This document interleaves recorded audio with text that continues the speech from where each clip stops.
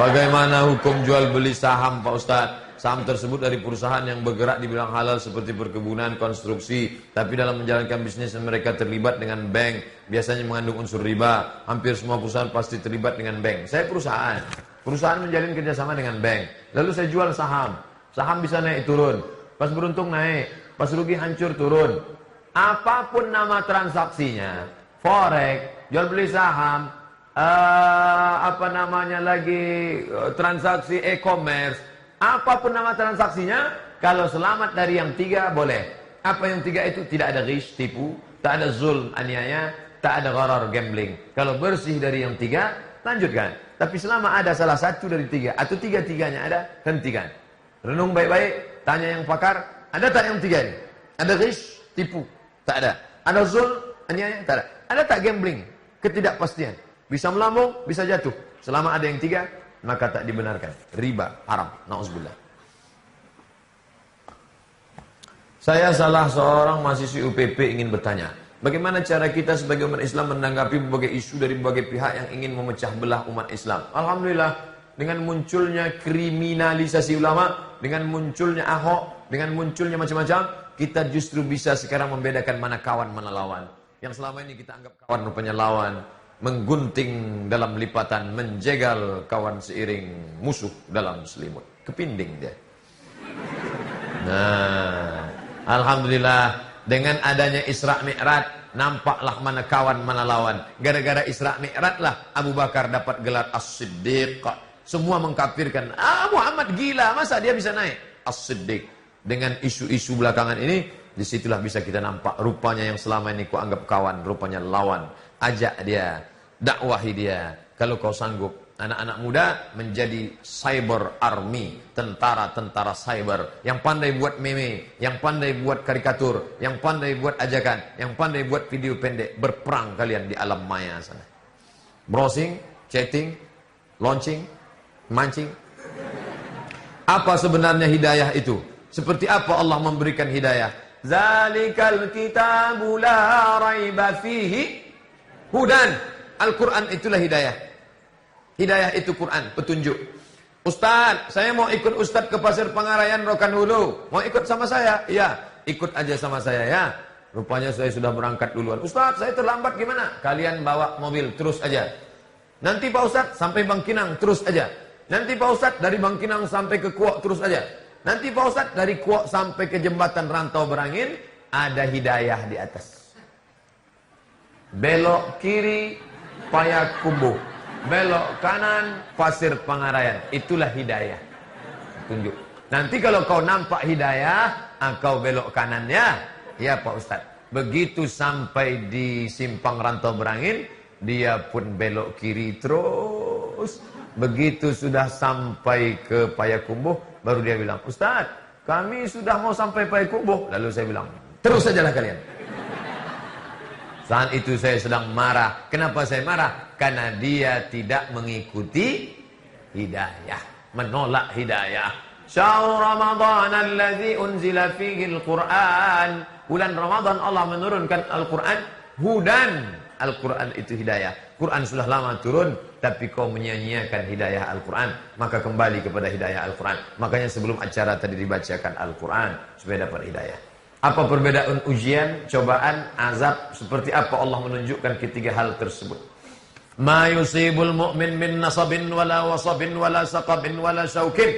Kalau ada orang sakit, susah hati, gundah gulana, galau, kacau pikiran, kakinya tertusuk duri, illa kafarallahu anhu biha sayi'atuh, maka Allah menghapuskan dosa-dosanya di masa yang lalu. Kita berjalan bertiga.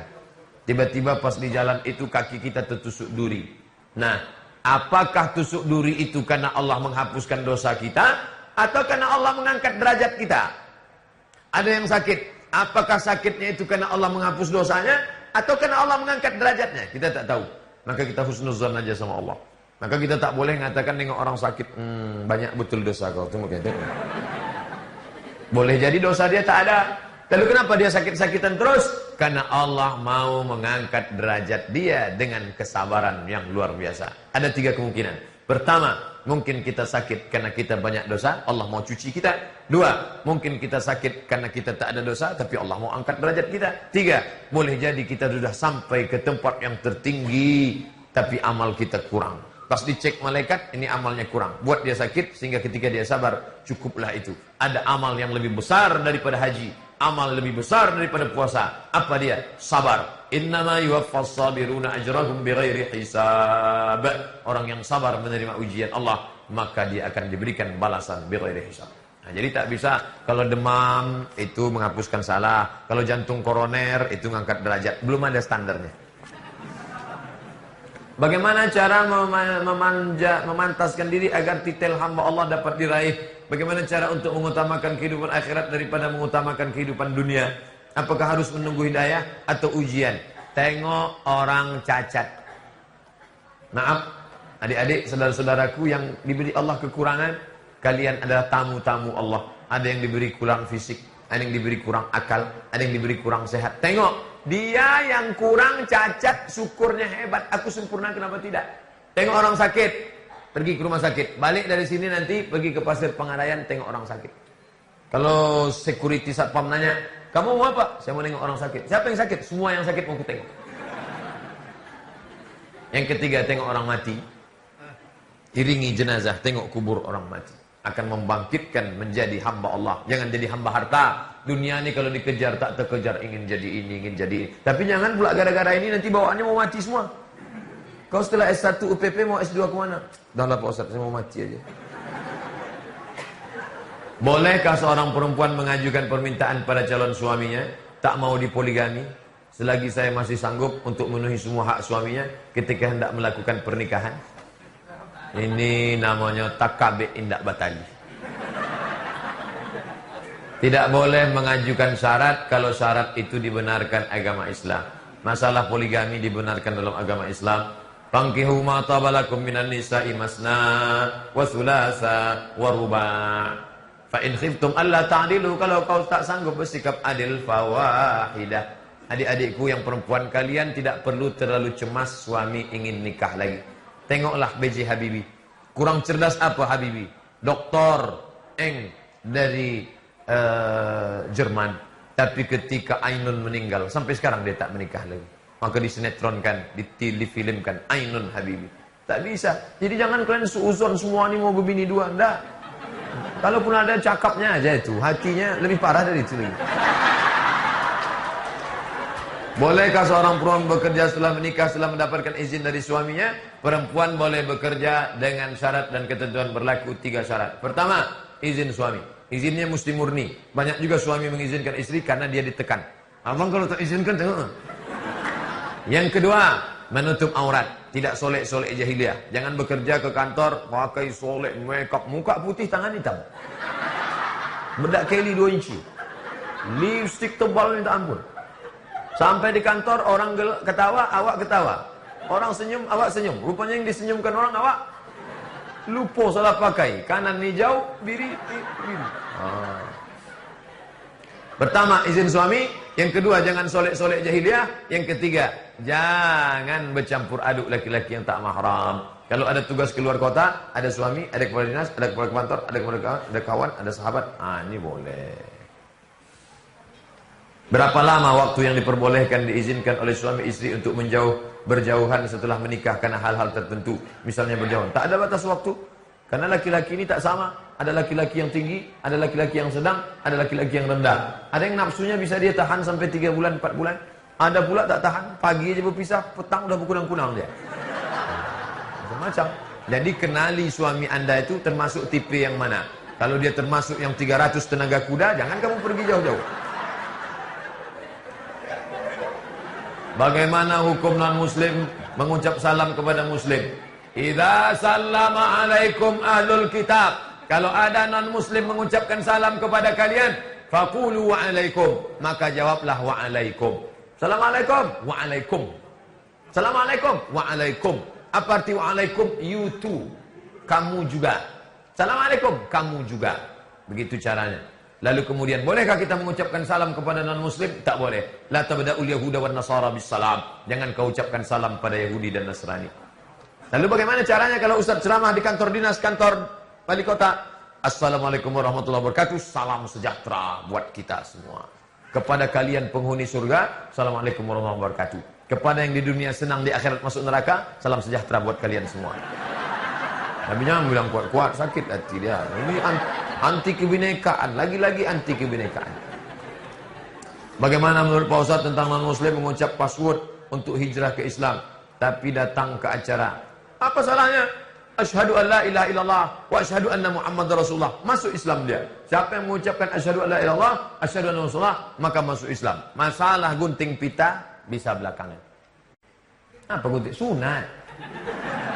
Makanya ustaz-ustaz jangan ceramah terlalu keras. Ini ustaz-ustaz ceramah di atas mimbar. Yang pertama kali berhitan adalah Nabi Ibrahim. Bersunat umur 80 tahun dipotong pakai kampak. Takut loh orang masuk Islam mendengar kampak. Jangan. Coba kesampaikan yang lembut. Bersunat itu tak sakit. Macam digigit semut aja tak sakit. Sikit. Kau dulu sakit? Enggak. Tapi aku lari tak kemana-mana. Tuh.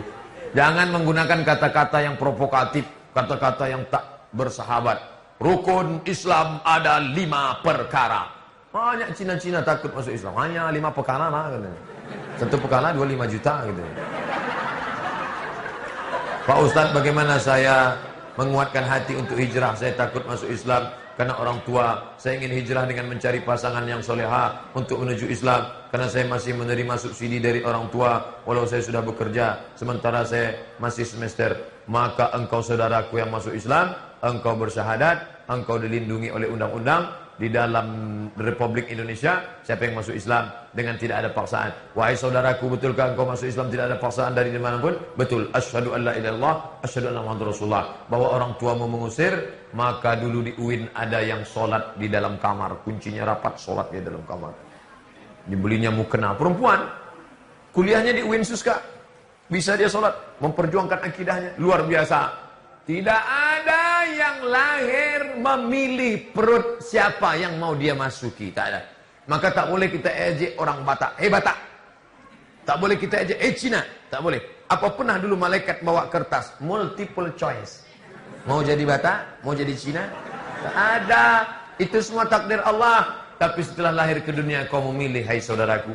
Masuk ke dalam perut Batak Tapanuli Utara. Kristen. Cari Islam, cari Islam, cari Islam, cari Islam, masuk Islam, jadi Ustadz Nababan. Masuk dalam perut orang Sulawesi Utara, mencari Islam, cari Islam, cari Islam, jadi Ustadz Yahya Walone. Masuk ke dalam perut orang Cina, cari Islam, cari Islam, cari Islam, masuk Islam, jadi Ustadz Felix Xiao. Itu luar biasa perjuangannya. Sekarang ada ustadzku yang mencari, kau berusaha, diberikan Allah jalan. Kau lebih mulia daripada Ustadz Somad, lebih mulia daripada kami semua. Ustadz Somad, catatan dosanya berimbang dosa. Tapi kau saudaraku, kalau kau masuk Islam, catatan amalmu diulang dari nol. Di dunia ini yang diulang dari nol cuma 2. Pertama mu'alaf, yang satu lagi pegawai Pertamina. Dari nol ya Pak. Bagaimana hukum alat musik? Saksofon, biola, keyboard. Apa hukum alat musik? Maka alat musik kata Syekh Yusuf Al-Qardawi, alat musik kata dia tidak haram. Dikajinya. Jangan burukkan saya. Abu Somad menghalalkan gitar. Enggak. Alat musik itu sama macam pisau. Kalau dipakai memotong tangan, putus. Tapi kalau dipakai memotong kambing, dapat pahala. Begitu juga dengan alat-alat. Alat-alat musik yang dipakai untuk lagu religi. Barakallahu lakuma wa baraka alaikuma wa jama'a bainakuma. Pakai alat musik. Lagu Maher Zain, lagu Opik. Lagu bagus sekali. Bolehkah seorang muslimah bernyanyi di muka umum dengan tujuan dakwah? Tidak. Kenapa? Karena mukanya nanti akan ditengok bini orang, ditonton laki orang. Banyak laki-laki yang menengok bininya dengan menengok orang beda. Menengok bini orang meniti Elio, menengok bini meniti Matung. Oleh sebab itu kalau mau mukul nasid, jangan depan orang banyak-banyak. Ini masjid, ni imam pukul nasid di emperan masjid. Bismillah tawassalna billah la la la la la marhaban ya nural aini. Menyanyi dia di belakang sana. Dulu ketika Ibu Irene Handono mau ceramah, muncul konflik. Negeri Rokan Hulu, Seribu Suluk, tuan-tuan kelipah, tuan syekh, mursyid, mursyidin, tak layak perempuan menceramahi. Datang ke saya, gimana nih Pak Ustaz? Ustazah udah diundang, Ustazah Irene Handono. Mau tahun baru, sudah siap panitia, sedangkan bergejolak, gimana? Solusinya begini. Ini masjid, sana kiblat. Ini laki-laki, ini perempuan. Iya, buatkan ustazah itu di tengah. Jadi ustazah tidak menceramahi tuan kelipah, mursyid, mursyidin. Laki-laki mendengar suara, yang tak mau menengok menunduk. Buat dia di tengah. Tengah, laki-laki, perempuan. Akhirnya jadi acara dibuat perempuan di tengah. Begitu juga dengan ini, perempuan yang mau mukul nasib segala macam.